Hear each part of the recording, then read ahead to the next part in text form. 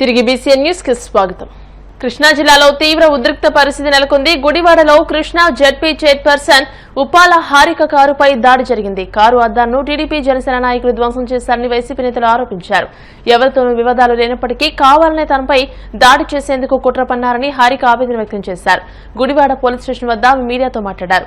Car అద్దాలు పగలగొట్టి భయభ్రాంతులకు గురి చేశారని ఆమె కన్నీటి పర్యంతమయ్యారు.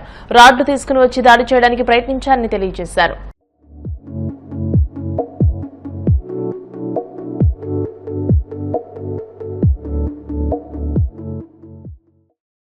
పెట్టుకోవడం జరగలేదు. ఈ రోజు మేము మీటింగ్ జరుగుతుందని మా దారిని మేము వస్తున్నాం. ఒక్కరిని ఒక్క మాట అనలేదు. ఇష్టం వచ్చినట్టు బరి తెగించిపోయి రోడ్ల మీద మమ్మల్ని నిర్బంధించేసి చుట్టూ 10 సార్లు దాడి చేయడానికి రాడ్లేమో పట్టుకొని చేతులకి టవల్స్ అవి కట్టేసుకుని ఇష్టం వచ్చినట్టు కార్ని ధ్వంసం చేసేసి ఎలాంటి మాటలు అంటే నీచంగా అలాంటి మాటలు నేను మాట్లాడలేను. అంత భయంకరంగా తీడుతూ పోలీసులు ముందే ఇలా చేస్తున్నారంటే రాజ్యాంగం ఏమైపోయింది, చట్టాలు ఏమైపోయినాయో నాకైతే అర్థం కావట్లేదు. నాకే ఈ విధంగా ఉంటే ఇంకా సాధారణమైన మహిళలు రోడ్డు మీద తిరగడానికి కూడా భయంకరమైన పరిస్థితులు ఏర్పడేటట్టున్నాయి. గవర్నమెంట్ వచ్చి 1 సంవత్సరం అయింది. ఇంకా 4 సంవత్సరాలు ఈ భయానక పాలన ఎలా ఎదుర్కొంటారో మరి నాకైతే అర్థం కావట్లేదు. దీనికి పోలీసులు ఏ విధంగా వారిపై కఠినమైన చర్యలు తీసుకుంటారో నాకు తెలియదు. నేనైతే కంప్లైంట్ ఇవ్వడం జరిగింది ఇప్పుడే.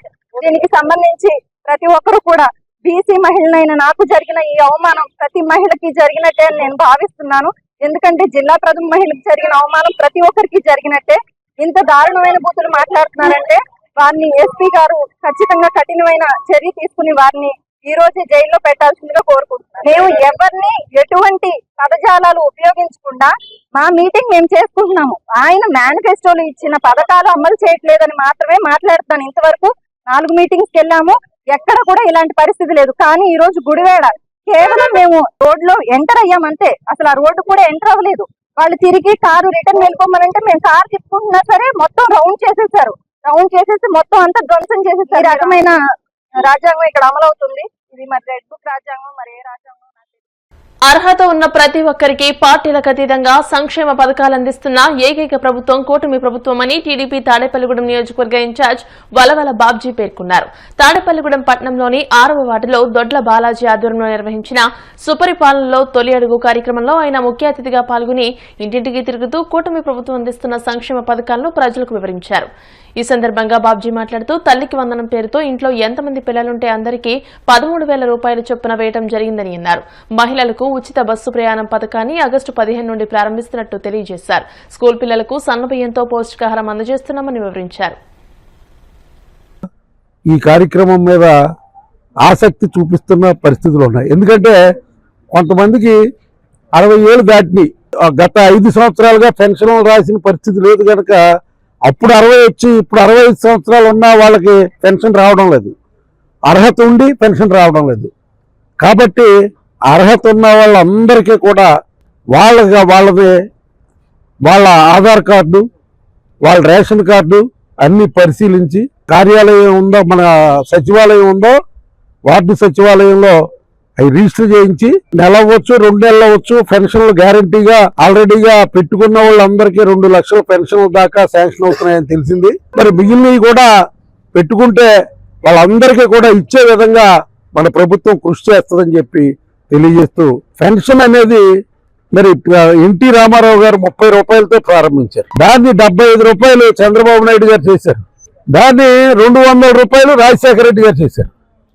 200 నుంచి ఒకేసారి 1000 రూపాయలు చంద్రబాబు నాయుడు గారు చేశారు. మళ్ళీ ఆయనే 2000 చేశారు.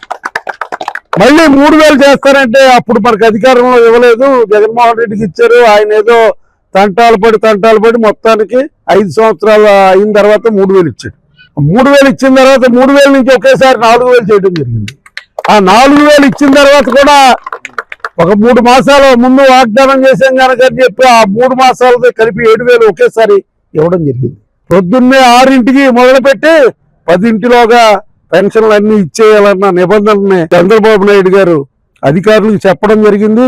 అధికారులతో పాటు నాయకులు, కార్యకర్తలు అందరూ కూడా వెళ్ళి మర్యాద చేసి వాళ్ళకి ఖచ్చితంగా పెన్షన్లు అందే వృద్ధాప్య పెన్షన్లు కానీ, వికలాంగ పెన్షన్లు కానీ, కిడ్నీ బాధితులు పెన్షన్లు కానీ, వితంతు పెన్షన్లు కానీ ఇవన్నీ కూడా ఇమ్మని చెప్పడం జరుగుతూ ఉంది. చంద్రబాబు నాయుడు గారు ఎవరైతే ఇబ్బందుల్లో ఉన్నారో వాళ్ళందరినీ కూడా ఆదుకునే దిశగా దాన్ని కంప్లీట్ చేశారు.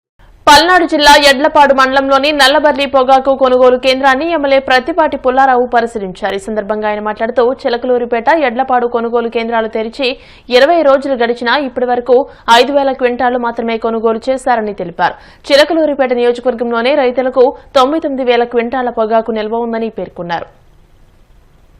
యడ్లపాడు చిలకలూరిపేట 18వ తారీఖు కొనుగోలు చేశారు. కొనుగోళ్లు బిగిన్ చేశారు. ఈరోజు 11వ తారీఖు వచ్చాం. అంటే దాదాపు 20 రోజులు అయిపోయింది. ఇప్పటికి 5,000 క్వింటాలు మాత్రమే కొనుగోలు చేశారు. రైతుల దగ్గర 99,000 క్వింటాలు ఒక్క చిలకలూరుపేట నియోజకవర్గమే రైతుల దగ్గర నిల్వ ఉన్నట్టు ప్రభుత్వ లెక్కల ప్రకారం తేల్చారు. రోజుకు 300 క్వింటాలు ఒక్కొక్క పాయింట్ కొనుగోలు చేస్తే ఈ 99,000 క్వింటాలు ఎప్పుడు అవుతుందని రైతులు ఆవేదన చెందుతూ ఉన్నారు.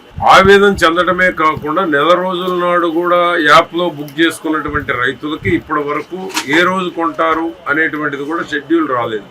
రైతు పక్షపాతిగా చంద్రబాబు గారు తీసుకున్న నిర్ణయానికి ఒక పక్క హర్షిస్తూనే ఒక పక్క బాధపడుతూ ఆవేదన కూడా వ్యక్తం చేస్తూ ఉన్నారు. ఇది రైతు పక్షపాతి ప్రభుత్వం అయినప్పటికీ కింద అధికారుల్లో ఈ నేమ్స్ ఇచ్చేటువంటి దాంట్లో జాప్యం వల్ల కానీ రోజుకు 300 క్వింటాలు మాత్రమే పరిమితంగా కొనుగోలు చేయటం వల్ల కూడా రైతుల్లో సంతృప్తికరమైనటువంటి పరిస్థితి రావటం లేదు. దీని మీద ప్రభుత్వం కూడా వెంటనే స్పందించి అవసరమైతే పాయింట్లు పెంచి గోడౌన్లు ఎక్కడ అవైలబుల్ ఉంటే అక్కడ గోడౌన్లు కూడా తీసుకొని రైతుల దగ్గర ఉన్నటువంటి నిల్వల్ని ఇమ్మీడియట్గా కొనుగోలు చేయవలసినటువంటి పరిస్థితి ఉంది. ఈరోజు యడ్లపాడు కేంద్రాన్ని విజిట్ చేశాం. మొన్న చిలకలూరుపేట విజిట్ చేశాం. సకాలంలో కూలీలు అందక సకాలంలో పొగాకు వలిసినట్లయితే అది 120 రూపాయలు పడి ఉండేది. కూలీలు దొరకపోవడం వల్ల అది పండుటాకుగా మారిపోయి ఈరోజు 2,000 రూపాయలు కూడా బయట అడిగే పరిస్థితి లేదు. కాబట్టి దీని మీద కూడా ప్రభుత్వం 4,000 ఒక ధర నిర్ణయించి కొనుగోలు చేయకపోతే కూలీలు అందక కూడా నష్టపోయినటువంటి రైతులు ఈరోజు ఆత్మహత్య చేసుకునేటువంటి పరిస్థితి వస్తుంది. కాబట్టి చంద్రబాబు గారు తీసుకున్నటువంటి నిర్ణయాన్ని కింద అమలు పరిచేటువంటి దాంట్లో కొంత ఎక్కడో. వైసీపీ మాజీ మంత్రి పేర్ని నానిపై మచిలీపట్నం టీడీపీ నేతలు పోలీస్ స్టేషన్లో ఫిర్యాదు చేశారు. వివాదాస్పద వ్యాఖ్యలు చేసిన పేర్ని నానిపై చర్యలు తీసుకోవాలని డిమాండ్ చేశారు. పేర్ని నాని బహిరంగంగా చీకట్లో కన్ను కొడితే పనులు అయిపోవాలి. జగన్ 2.0 ప్రభుత్వంలో కార్యకర్తలకు ఫ్రీ హ్యాండ్ ఉంటుంది. అప్పటి వరకు రప్పారప్పా బంద్ చేయాలంటూ సంచలన వ్యాఖ్యలు చేసిన సంగతి తెలిసిందే. గత 3-4 రోజుల నుంచి మాజీ మంత్రి వాళ్ళు పేర్ని నాని గారు వాళ్ళ ఒక కార్యకర్తల ముందు నుంచుని చీకట్లో కన్ను కొడితే చేసేసేయాలరా వేసేసేయాలరా అని చెప్పేసి వాళ్ళ కార్యకర్తల ముందు అతను మాట్లాడుతుంటే వాళ్ళ కార్యకర్తలు తప్పులు కొడుతున్నారు.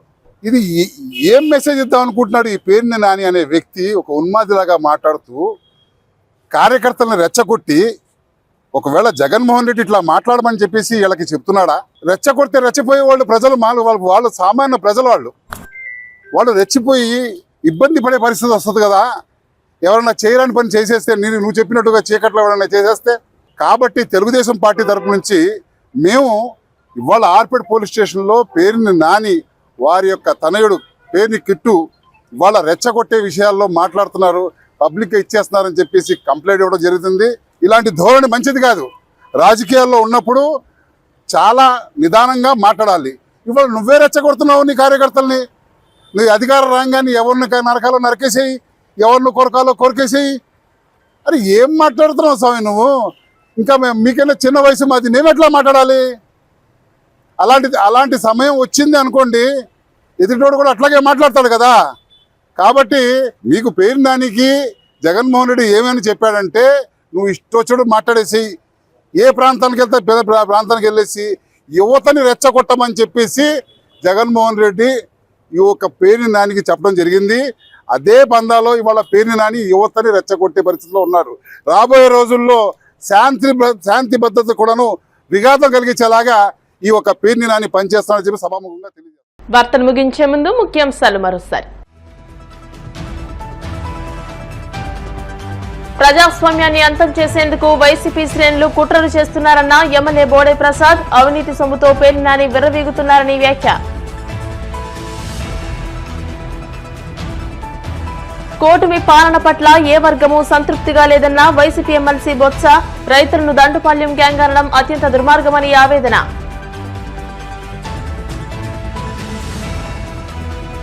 సింహాద్రి అప్పన్నను దర్శించుకున్న ఆముదాల వలస ఎమ్మెల్యే కోన రవికుమార్. కప్పస్తంభం మాలింగనం అనంతరం స్వామివారి దర్శనం చేయించిన ఆలయ అధికారులు.